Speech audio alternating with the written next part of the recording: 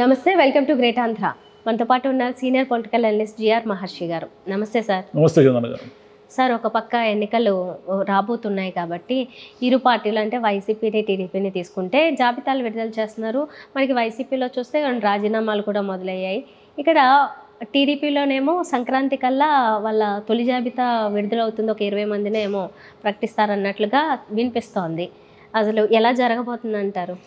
ఇంకేమిలే, జాబితాలు వచ్చే కొద్దీ ఏం జరుగుతుందంటే రాజీనామాలు, తిరుగుబాట్లు, వాళ్ళని వీళ్ళని తిట్టుకోవడము, వీళ్ళు వాళ్ళని తిట్టుకోవడము, నువ్వు నన్ను మోసం చేశావు అనడము. ఇప్పుడు ఇటువైపు ఏమో నిన్న సంజీవ్ కుమార్ గారు రాజీనామా చేశారు, కర్నూలు ఎంపీ. ఆయన ఏమన్నారు, 4.5 ఏళ్ళుగా ఆయన ఎప్పుడు నోరు మెదపలేదు. పార్లమెంట్లో కూడా ఆయన ఎప్పుడైనా మాట్లాడంగా విన్నవాళ్ళు చూసిన వాళ్ళు ఎవరు లేరు.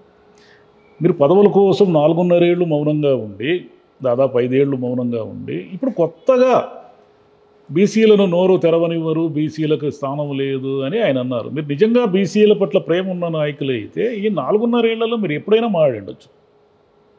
టికెట్ మీకు ఇవ్వరు కాబట్టి హఠాత్తుగా మీ పర్సనల్, అది నాకు టికెట్ ఇవ్వలేదు అనేది మీకు మీ వ్యక్తిగత కోపాన్ని ఇటు ఎస్సీ ఎస్టీల పేరుతోనో లేదా బీసీల పేరుతోనో వీళ్ళు మాడుతున్నారు. దాంట్లో నిజం ఉండొచ్చు కూడా. కానీ వెళ్ళిపోతున్న ప్రతి వాళ్ళు ఏం చేస్తారంటే అవతల వాళ్ళ మీద బురదేస్తూ వెళతారు. ఇప్పుడు మచిలీపట్నం ఎంపీ బాలశౌరి గారు కూడా రాజీనామా చేస్తున్నట్టు వార్తలు వస్తున్నాయి. బహుశా ఆయనకు టికెట్ నిరాకరించారు. ఇటువైపు విజయవాడ ఎంపీ కేసీ నాని గారు బయటకు వస్తూ ఆయన ఏమన్నారు, చంద్రబాబు మీద ఇంత బురదేశారు, చంద్రబాబు వేధించాడు, పీడించాడు, నన్ను పీక్క తిన్నాడు అన్నట్టుగా ఏవో చెప్పాడు. సరే, ఇన్నాళ్ళు మాట్లాడలేదు కదా. ఇక్కడ మొత్తం మీకు పొరపచ్చాలు వచ్చి మీ తమ్ముడు చిన్నీని అక్కడ తీసుకొచ్చిన వెంటనే మీరు బురదేశారు. ఇంకా వైసీపీలో కూడా ఇంకా చాలా జరుగుతాయి. ఇప్పుడు ఒకవైపు కాపు రామచంద్రారెడ్డి ఒక దండం పెట్టిపోయాడు, నన్ను గొంతు కోశారు అన్నాడు ఆయన. అంటే నీకు టికెట్ ఇవ్వకపోతే నీ గొంతు కోసినట్టేనా? మీరు ఎప్పుడు రాజకీయాల్లో లేరు కదా. రాజకీయాల్లో లేకుండా మీరు ఎక్కడో ఏదో ఒక ఉద్యోగం చేస్తున్న వ్యక్తిని రాజకీయాల్లోకి తీసుకొచ్చి మిమ్మల్ని ఎమ్మెల్యేగా చేశారు, ఇవన్నీ చేశారు. అంటే మీరు మీ నియోజకవర్గంలో కష్టపడి ఉండొచ్చు, పోటీ చేయొచ్చు, ఏమైనా చేయొచ్చు. మీకు ఒక్కసారిగా మీరే అంటే ఒక 50 ఏళ్ళు మీరే ప్రజాసేవ చేయాలా?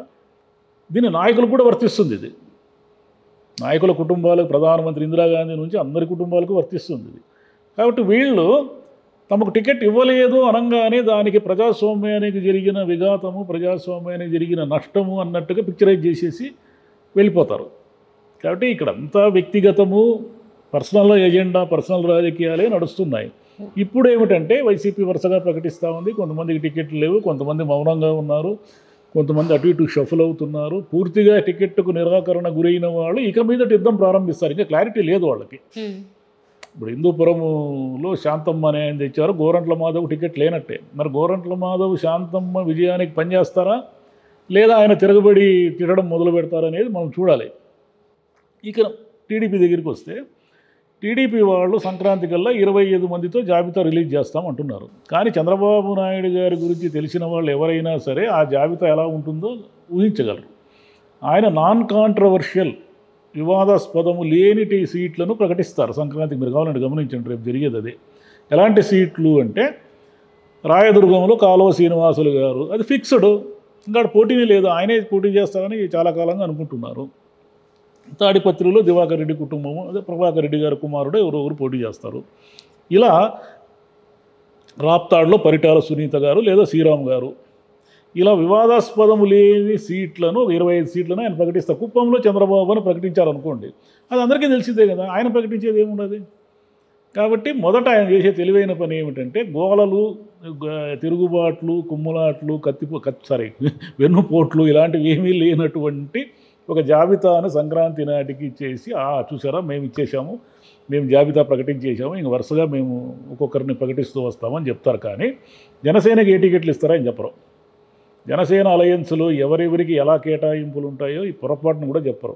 మొత్తం వైసీపీ జాబితా అంతా రిలీజ్ అయిన తర్వాత దీంట్లో కొట్టుకు తెచ్చేవాళ్ళు, వీళ్ళందరూ బయటికి పోయేవాళ్ళు, వీళ్ళందరూ ఉంటారు కదా, వాళ్ళందరినీ ఎవరెవరిని తమ లేకి లాక్కోవాలో, ఏం చేయాలో అవన్నీ ఆయన ముందుగానే వ్యూహం రచించి మొత్తం తీసేసుకొని అందరినీ పెట్టి అప్పుడు టికెట్లు ఎవరికొవరికి అనౌన్స్ చేసి అందరూ కలిసి మళ్ళీ యుద్ధాలు చేసి ఇవన్నీ చేసి మళ్ళీ ఇక్కడి నుంచి తిరుగుబాట్లు పోయి వాళ్ళ వైసీపీలో చేరి లేక వైసీపీలో ద్వారాలు మూసేస్తే ఇండిపెండెంట్లుగా పోటీ చేసి ఇక ఏమీ లేదంటే షర్మిల గారు రంగంలోకి వచ్చేస్తే కాంగ్రెస్ తరఫున అంటే వాళ్ళకు పోటీ చేసి ఎమ్మెల్యేలుగా ఉన్న అలవాటైన వాళ్ళు ఉండలేరు అధికారం లేకపోతే.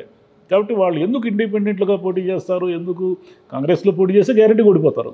అయినా సరే ఎందుకు పోటీ చేస్తారంటే వాళ్ళు ఉనికిని చాటుకోవడం అనమాట.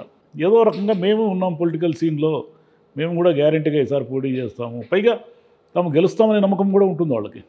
తమ చుట్టూ జనం చాలామంది ఉన్నారు, తాము ఇంతకాలంగా ఎమ్మెల్యేగా ఉన్నాం కాబట్టి పల్లెల్లో విపరీతమైన మాకు పలుకుబడి ఉంది, ఇవన్నీ నమ్ముతూ ఉంటారు. నిజానికి ఎమ్మెల్యేగా ఉన్నారు కాబట్టి మీకు పలుకుబడి ఉంది, కానీ ఎమ్మెల్యేగా లేకపోతే మీకు ఎందుకు పలుకుబడి ఉంటుంది? చాలా తక్కువ మందికి మాత్రమే జనంలో దాదాపుగా గెలిచేంత పలుకుబడి ఉండడం అనేది ఉంటుంది. ఎందుకంటే అది గతంలో ఉండేది. గతంలో ఇండిపెండెంట్లుగా కూడా గెలిచిన వాళ్ళు చాలామంది ఉన్నారు. ఇప్పుడైతే పార్టీ లేకుండా ఇండిపెండెంట్లుగా వ్యక్తిగత ఇమేజ్తో గెలిచేవాళ్ళు దాదాపుగా లేరు. ఎవరో ఉంటే ఒకరో ఇద్దరు ఉండొచ్చేమో, అది ఎలక్షన్ల నాటికి తేలుతుంది. సో మొత్తానికి చంద్రబాబు గారు అలా తెలివిగా అంటే ఏమి గొడవలు లేని, విభేదాలు లేని ప్రాంతాలు ముందుగా ఆయన ప్రకటించేస్తారు. సంక్రాంతికి ఒక జాబితా అనేది వచ్చేస్తుంది. ముఠా తగాదాలు ఉన్న ఏ నియోజకవర్గం పేరు కూడా సంక్రాంతి జాబితాలో ఉండదు, అది గ్యారంటీ. ఈ ఐడియా బాగానే ఉంది యాక్చువల్లీ. అంటే ఎప్పటికైనా ఇప్పుడు మనం ఒక ప్రమాదం వస్తుంది అని దాన్ని పోస్ట్ పోన్ చేయలేం కదా. ఈరోజు కాకపోతే నెక్స్ట్ వీక్ కాకపోతే ఎన్నికల కోడ్ వచ్చే నాటికి కూడా తేలకపోతే నామినేషన్లు వేసే నాటికైనా తేల్చాల్సిందే కదా. అప్పటికి కూడా తేల్చకుండా ఉండే ఛాన్స్ లేదు కదా. కాబట్టి మీరు ఎంత నానబెట్టినా ఏం చేసినా ఆ రోజుకి తేలాల్సిందే. కాకపోతే ఫిబ్రవరిలో ఎన్నికలు కూడా అనేసరికి మనం గట్టిగా 1.5 నెల అంతే. ఇక్కడేమో టకటక ప్రకటించుకుంటూ వెళ్తున్నారు. మంచో చెడో అది పరిణామాల తర్వాత. రాజీనామాలు చేసేవాళ్ళు రాజీనామాలు చేస్తుంటారు, తిట్టేవాళ్ళు తిడుతూ ఉంటారు, రకరకాలుగా బయటికి పోయేవాళ్ళు ఏదో ఒకటి తిట్టే కదా పోతారు. ఊరికే పొగిడి అచ్చింతలేసి అబ్బా జగన్ మమ్మల్ని ఎక్కడో అసలు మా పేరు కూడా ఎవరికీ తెలియదు, మమ్మల్ని తీసుకొచ్చి పార్లమెంటు సభ్యుడు చేశాడు, 5 ఏళ్ళు ఆయనకి మేము కృతజ్ఞతగా ఉంటామని ఎవరు అనరు. జగన్ తెచ్చాడంటే మేము సూపర్ హీరోలు కాబట్టి మమ్మల్ని తీసుకొచ్చారని అనుకుంటారు. కానీ ఒక పార్టీ తెచ్చి ఒక పార్టీ గాలిలో అనామకంగా ఉండేవాళ్ళు కూడా గెలిచిపోయారు అని ఎవరు గుర్తించరు. కాబట్టి ఎవరి ఇమేజ్ ఎవరి సెల్ఫ్ వాళ్ళకు ఉంటుంది. కాబట్టి మరి ఈ గేమ్ అంతా ఒక 15 నెల రోజులు గడుస్తుంది. ఈ నెల రోజుల తర్వాత చంద్రబాబు గారు మరి ఎలా ప్రకటిస్తారు, ఏమిటి ఆయన విధానాలు ఏమిటి, పవన్ కళ్యాణ్ ఎన్ని అడుగుతారు, పవన్ కళ్యాణ్ మీద ఒత్తిళ్ళు ఎన్ని ఉంటాయి, పవన్ కళ్యాణ్ ఈయన ఎలా సముదాయిస్తారు, పవన్ కళ్యాణ్ చంద్రబాబు మీద ఎంత ఒత్తిడి తేయగలరు, ఇవన్నీ చాలా సమీకరణలు ఉంటాయి. వీళ్ళకే ఎక్కువ తలకాయ నొప్పులు ఉంటాయి. అక్కడ ఒకటే సింగిల్ హ్యాండ్ జగన్ ఏమనుకుంటే జరిగిపోతున్నాడా. ఇక్కడ అలా జరగదు. మీకు అలయన్స్లో ఉన్నారు వీళ్ళు.